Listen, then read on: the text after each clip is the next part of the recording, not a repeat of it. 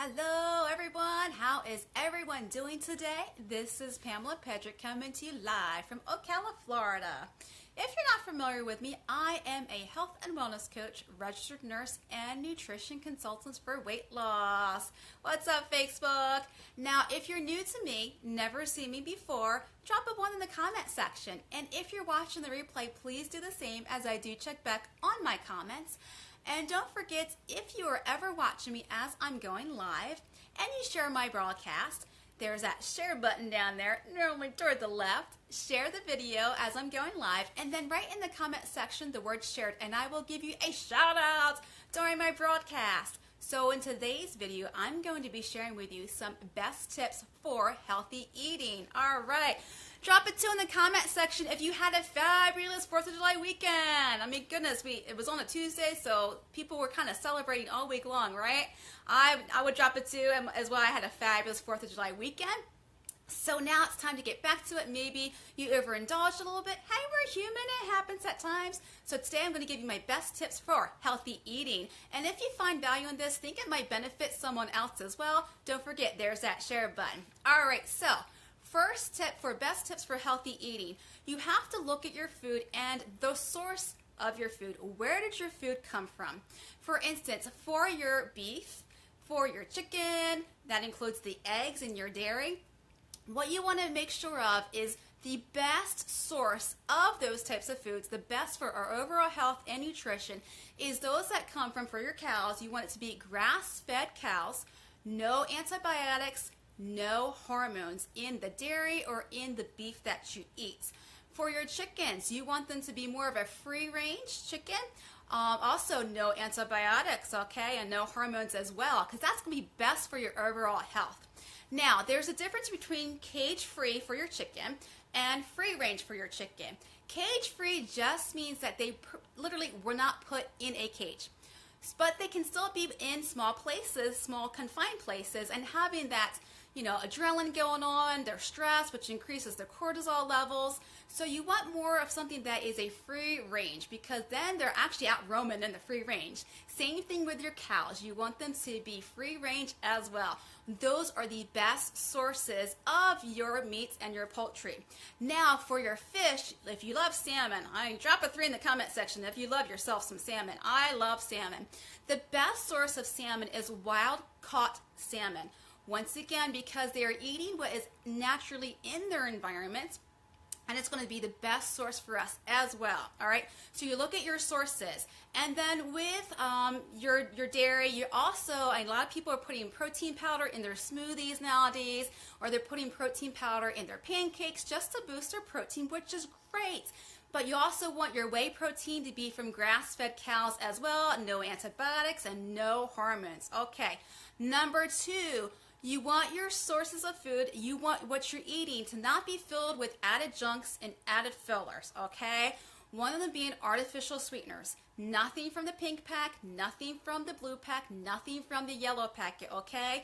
Now, if it has stevia in it, stevia is a great 0-calorie sweetener. It is all natural. So stevia is great, okay? If it has stevia in it, go for it, okay? It's a great 0-calorie sweetener. It's all natural, but none of the other stuff, okay?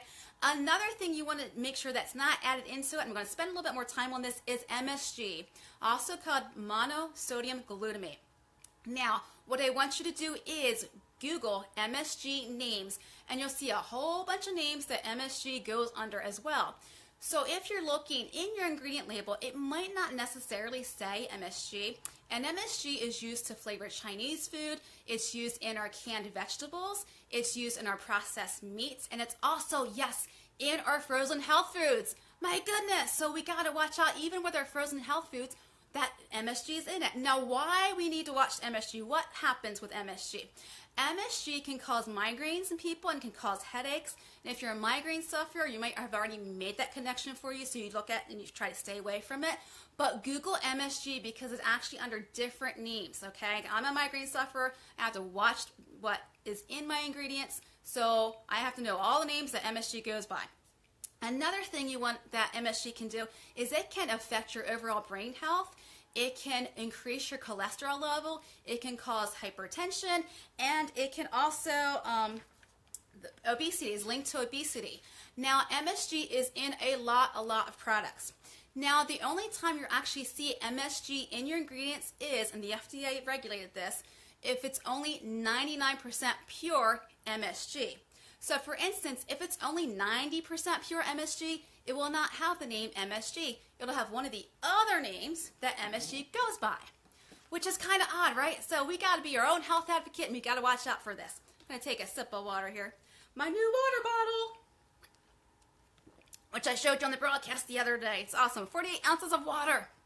All right, so MSG, like I said, Google MSG names. You'll see all the names that MSG goes by. It can cause health issues, and it's in so many products. So you got to watch out what is in your ingredients label. Okay, now another name that MSG goes by, and we're going to focus on this as well, is whey protein isolate.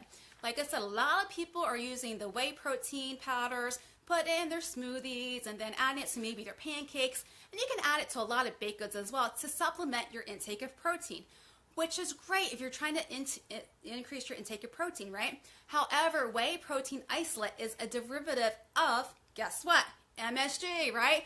Because it's been denatured. That protein's been denatured. So if you have canisters of whey protein in your house, I suggest you look on the ingredient label and find out if it's whey protein isolate.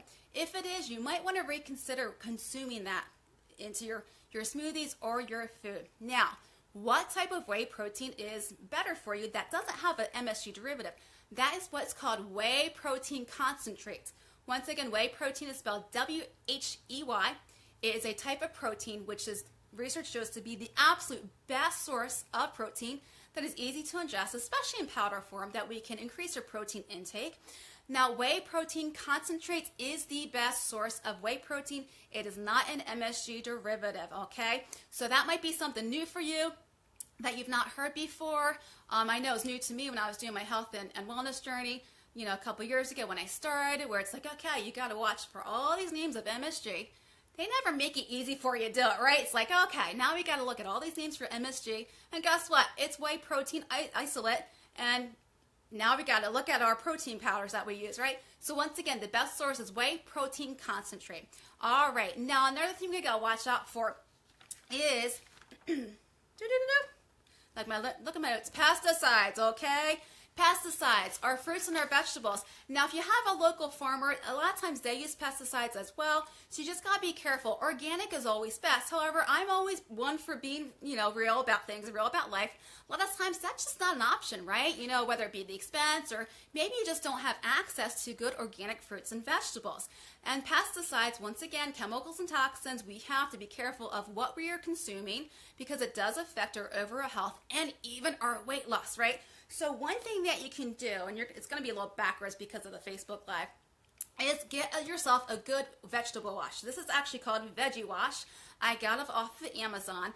And the ingredients in here are all natural. Like, for instance, there's rosemary leaf, there's orange peel oil, sunflower seed oil, citrus oil, and what this does is it cleans off the soil and the chemicals off of your fruits and vegetables. You can get this, it's usually in the produce aisles of your local grocery stores. So if you can't get organic, which is fine, right? You can always get your regular fruits and vegetables and wash them with a good veggie wash. Follow instructions because each one's a little different, okay? And that'll take off the soil and the chemicals that we don't want to ingest off of those, because regular water will not take off the chemicals. A lot of the fruits, especially apples, when they're individual, actually have wax on them. Why do apples have wax on them? It's so they look nice and shiny in the grocery store, so we're more apt to buy that nice shiny apple, right? So it'll even take off the wax off of your apple peels. All right, so I hope you found value in this. If so, please share or tag someone in the comment section below. Down there's that share button as well. And don't forget, you can always go to my website at PamelaPedrick.net for more information on how you can lose weight, look great, and live a healthy lifestyle. Plus, I always have free weight loss guides for you to download. So, once again, to your health, have a great night, and just watch out the source of your protein and what is added in your foods as well. To your health.